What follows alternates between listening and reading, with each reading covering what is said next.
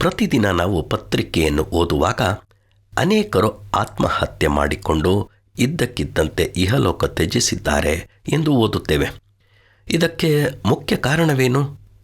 ಇನ್ನು ನಮಗೆ ಸಮಸ್ಯೆ ನಿಭಾಯಿಸಲು ಆಗದು, ಅಥವಾ ನನ್ನಿಂದ ಅಪೇಕ್ಷಿಸುವವರಿಗೆ ನಾನು ಸರಿಯಾಗಿ ಅದನ್ನು ಪೂರೈಸಲು ಆಗುತ್ತಿಲ್ಲ ಎಂಬ ಭಯವಾಗಿದೆ ಎಂಬುದಾಗಿ. ನಾವು ಅನೇಕ ಸಂದರ್ಭದಲ್ಲಿ ಭಯವನ್ನು ಎದುರಿಸುತ್ತೇವೆ. ಆದರೆ ಎಲ್ಲ ರೀತಿಯಾದ ಭಯಕ್ಕೆ ಪ್ರಾಣ ಹತ್ಯೆ ಸರಿಯಾದ ಪರಿಹಾರವಲ್ಲವೆಂದು ನಾವು ತಿಳಿದುಕೊಳ್ಳಬೇಕು.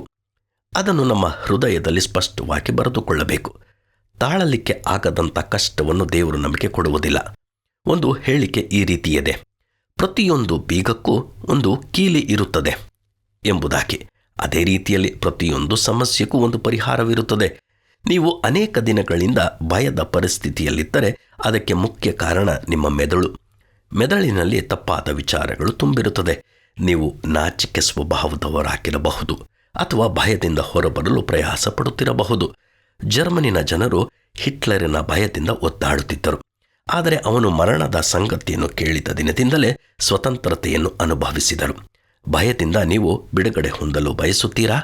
ಭಯ ಎಂಬ ವಿಷಯ ನಿಮ್ಮನ್ನು ದೇವರ ಬಳಿ ಎಳೆದರೆ ಅದರಿಂದ ನಮಗೆ ಬಿಡುಗಡೆಯಾಗುತ್ತದೆ. ನಮ್ಮನ್ನು ಸರಿಯಾದ ಮಾರ್ಗದಲ್ಲಿ ನಡೆಸುತ್ತದೆ.